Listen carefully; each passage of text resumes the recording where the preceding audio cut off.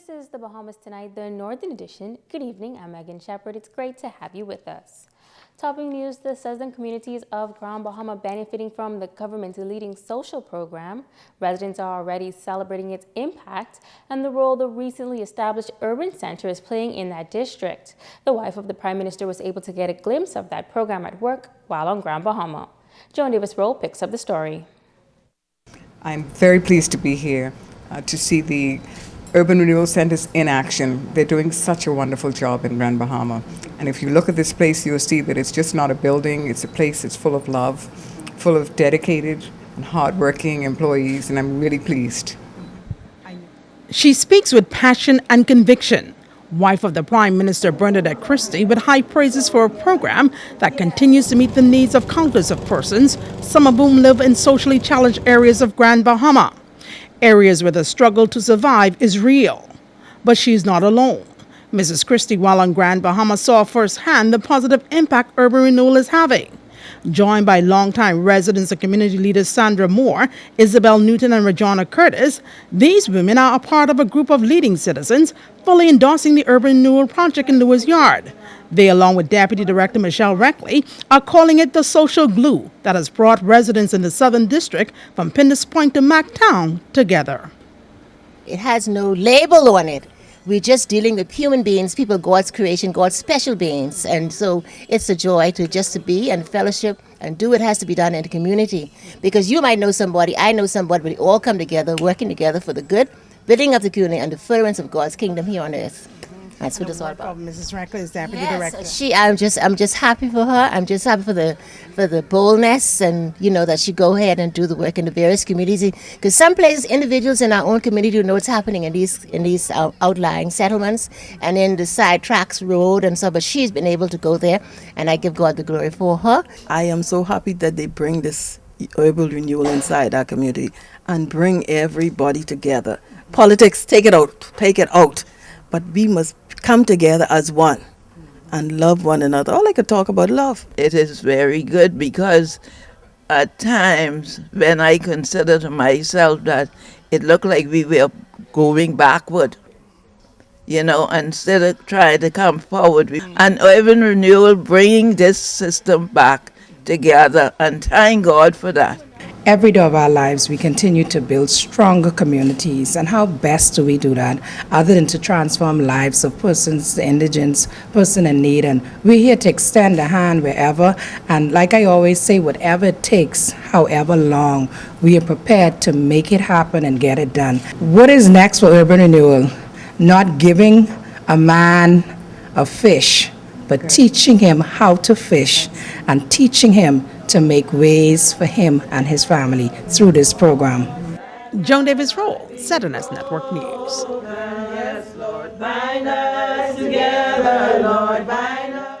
Another group of young Bahamians are now better equipped to acquire jobs in the island's industrial park. Members of the group recently completed training and are now internationally certified. Natalie Martinborough reports.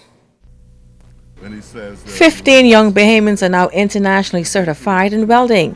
They graduated from the third session of the BOKO Foundation Technical Training Institute conducted at the Total Education Center in Hawkesville. Minister for Grand Bahama, the Honorable Dr. Michael Dovell, giving his support to the program, telling graduates that they will no longer be on the outside looking in, but are now able to capitalize on the opportunities to become available in the industrial sector. You will have the opportunity to demonstrate your creative talents, your gifts, your abilities, your integrity, your work ethic, which is so important. Our industrial sector apprenticeship programs must be developed throughout Grand Bahama, with all groups capitalizing to assure that our graduates are able now to go into apprenticeship programs to master their skills from their certification. I would like to encourage all companies and industrial sector partners on the island of Grand Bahama that this is an opportune time for you to capitalize on our dream, to embrace and to empower our young people to gain what is truly necessary for them to get the best that this country has to offer. Dr. Dovell says the island's industrial sector remains resilient and that graduates have selected the right area to establish a career. A recent financial assessment of the industrial sector confirmed economic growth, during the brunt of the global economic crisis. As we go back and we look at the data, it is clear that even in the midst of the global economic crisis, our industrial sector showed evidence of growth. And I am convinced from reports from the World Bank and from reports that I've seen that we anticipate growth over the next 10 years. BOKO executive Robert Garfney says the program continues to produce world-class professionals.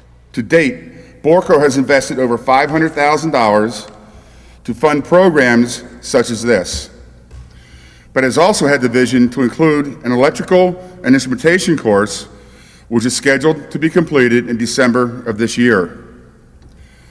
We are also in the preliminary planning stages in developing a number of other courses that will better facilitate various needs in industry such as diesel mechanics, pipe, plate, and fabrication fitters, instrument technology, and machinists. Natalie Martinborough, ZNS Network News. Now, police are still looking for help in locating the men involved in that shooting incident at a local fast food chain early yesterday morning. Police say it was an attempted armed robbery, and a 67-year-old man was shot in the stomach and remains hospitalized in serious condition. A 51-year-old female was not injured in the shooting incident. Both gunmen were said to be wearing dark clothing and stand about 5 feet 7 inches tall and slim built. If you have any information that could assist with the investigation, you are urged to contact 911, 919, or the nearest police station. Executives of the Grand Bahama Port Authority joining with President of the Grand Bahama Cancer Association to celebrate the naming of a street in her honor. The official unveiling of Norma Headley Drive taking place yesterday as a token of appreciation for Headley's work in the community. Jack Hayward commending Headley for years of dedicated service in the fight against cancer on Grand Bahama. He believes she has helped to eliminate the stigma associated with the disease. Norma, Sarah St. George, Henry St. George, the St. Georges and myself have decided a few months ago, to honor you with a permanent memorial, not on your death, but a permanent memorial while you were living, to let people know that you have a street named after you, which is more than I have. You've done a fantastic job, and the whole area needs to honor you, which we are doing today with this street, which I never realized was so busy until I got here. And I must say, I never realized why the devil we should want a roundabout, but now I realize why. It's never-ending traffic. Headley, a cancer survivor herself, says she is thankful to all who have helped support her vision throughout the years. She says she is especially grateful to Sir Jack for donating the land for the construction of the cancer hospice. I appreciate everything that Grand Bahama have done for myself and my husband. Sir Jack, thanks very much for everything that you have done. Pleasure. For now, it's what you've done. Stay with us. The Bahamas Tonight Northern Edition continues after this.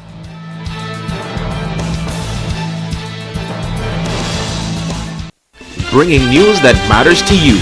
You're watching the Bahamas Tonight Northern Edition.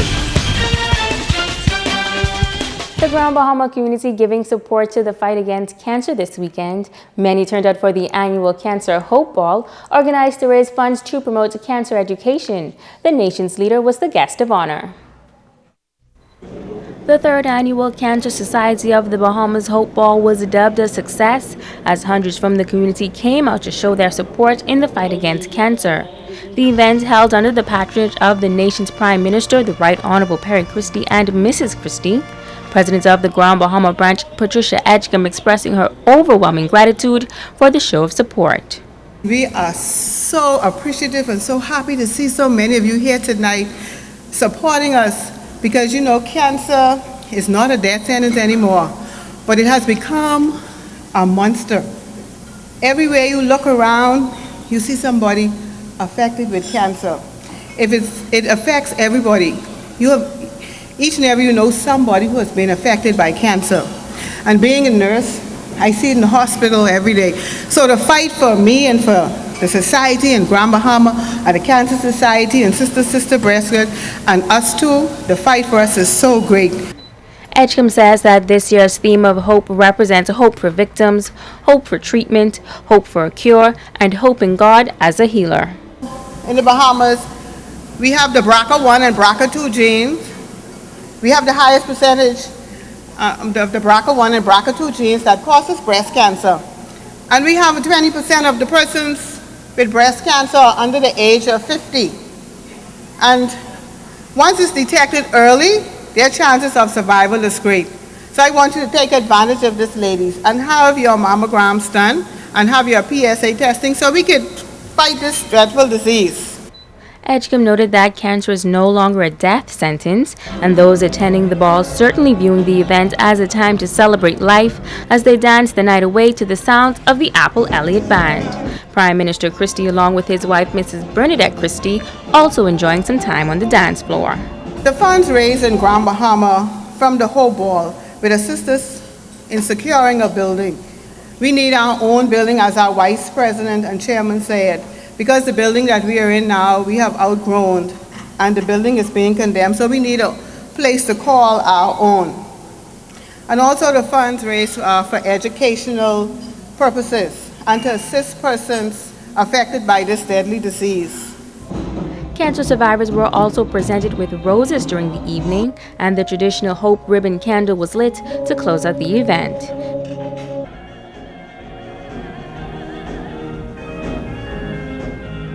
Executives of the international trading firm Go Global Bahamas paying a courtesy call at the Ministry of Grand Bahama on Friday. The group of young entrepreneurs are planning a trade show of sorts to make residents more aware of the products, goods, and services available on this island. The signature trade show is slated for the Jackiewood Gym on Saturday. Minister for Grand Bahama, the Honorable Dr. Michael Darville, commending the young professionals for their passion to rejuvenate Grand Bahama's business sector. I've had the opportunity to speak with these entrepreneurs about their business model, and they are certainly entrepreneurs with a great passion. With the present unemployment situation on Grand Bahama Island and the fact that our youth are affected most by it, it is refreshing to see that these young, business-minded Grand Bahamians are stepping forward to capitalize on opportunities in our local business community. I have directed them to investigate and capitalize on the possibilities of our venture capital fund, which would put finances into their hands as a small business venture. I encourage them and would like to assure them that they have my full support, and we will be bringing to them the necessary technical support that they need in order for their venture to be successful. More than 60 vendors have already signed up for the weekend trade show, and Go Global Bahamas says they are still accepting applications for additional vendors for the event. Vice President of Marketing Joyanne Roach says they want to heighten the profile of local businesses by connecting them with the consumers of Grand Bahama. It's going to be very exciting. You'll be able to come in and see all of the businesses that have their products and services. We're about showing the businesses here on Grand Bahama how to market themselves, how to go about creating more jobs, more businesses, and just how to go about expanding their business, not only here in Grand Bahama, but also expanding their business to the world. We're about entrepreneurship. We wanted to get into people's minds that if you're looking for a job and you're seeking a job, that it's possible to create something of your own. Roach says they have determined that some local businesses are suffering because of the lack of effective marketing. Saturday's trade show, she says, is one way to fix that. A man described as a national tourism ambassador has died. John Gilbert, affectionately known as Joe Billy, passed away earlier this month after a short illness. The 76-year-old Cat Island native built a business on the beach in Lucaya, and for some 35 years he entertained locals and visitors alike at his authentic beachside eatery on the beach. Joe Billy took pleasure in serving conch dishes in a variety of styles, using his family's secret recipes, and they became a big hit among the visitors. In 2009, Joe Billy Gilbert was given the Ministry of Tourism's Lifetime Achievement Award. He will be laid to rest this Saturday at the Church of God of Prophecy on Coral Road.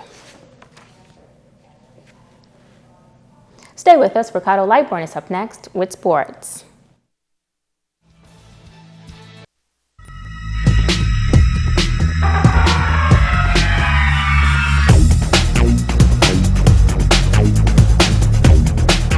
Everybody, it's Sports Time. I'm Ricardo Lightborn. This one goes out to Ann Bain, who is celebrating tonight. Way to go, Ann. All the ladies of Delta Sigma Theta celebrating with her tonight. It's 20 Domino's Pizza Coca-Cola Senior Boys Tip-Off Basketball Classic started yesterday. St. George's Gym, Stingers, and the Wildcats got our attention. The Jackman Wildcats and the Sunland Stingers started the ball bouncing in this year's Tip-Off Classic. The Stingers had the early momentum. Andre Farrington to the hoop. That's 2 of his 19 points. The Wildcats ball, but the Stingers defense was something to marvel at. The turnover and the basket. In basketball, good defense creates offense, and Sunland Stingers were definitely sound in this one. The Wildcats quickly called the timeout to get some kind of game strategy. Sunland playing well and holding their own. The Royal Bahamas Police Force best keeping order in the gym. Those woes continue for the Wildcats. The pass to the cutter. Well, you get the picture. Sunland kept taking the rock to the hoop. Tamer's roll working on a 10-point game. The Wildcats kept on fighting back, but this is the kind of game it was. They got out hustle in the paint. 20-12, the Stingers are up at the break. In the second half, it was a tough one defensively for the Wildcats. The Stingers who had a size advantage. Andre Farrington was on his game and quick with the basketball.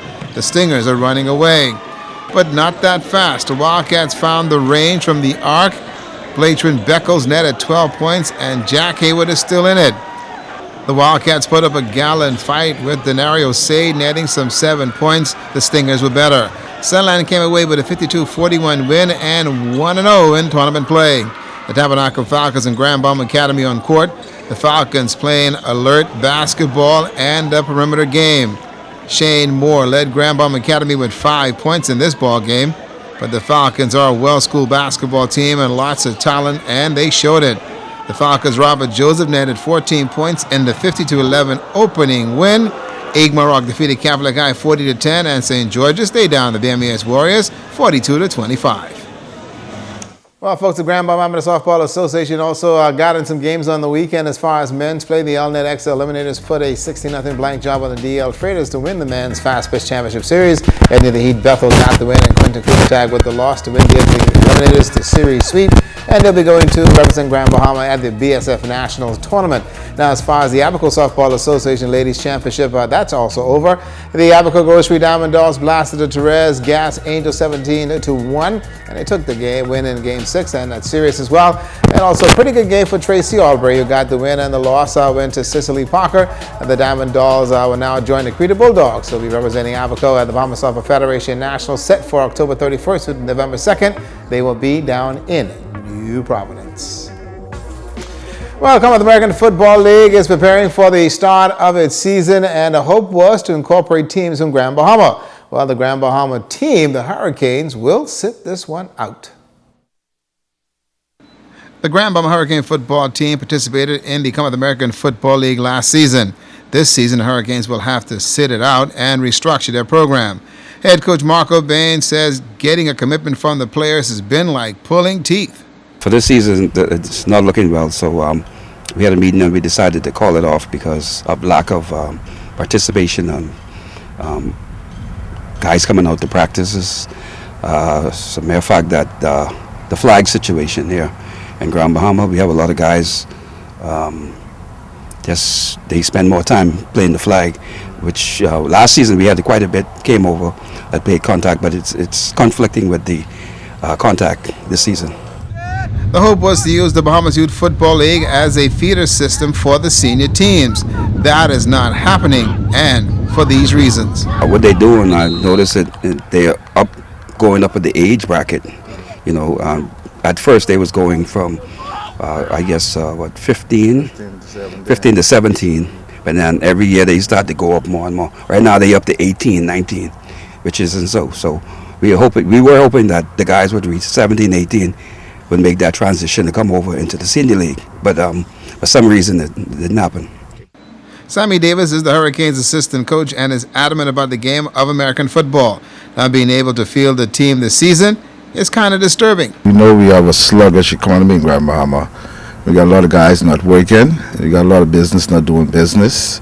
So we have a problem with getting players to really dedicate themselves to come out. But me and Coach Bain has been around the community trying to pull guys from the junior league, and like just to top on what he said, they'll just keep on going up with the age, and we're not having that response to get guys to come and join in with us. All parties and stakeholders involved need to sit to the table, come together, and let's do something positive in Grand Bahama. And I got to say to my good friend Biscuit, that's Tinny Baston. Yes, buddy, your Giants won a football game. You could dance now. You're out of the O department. That is Sports Tonight.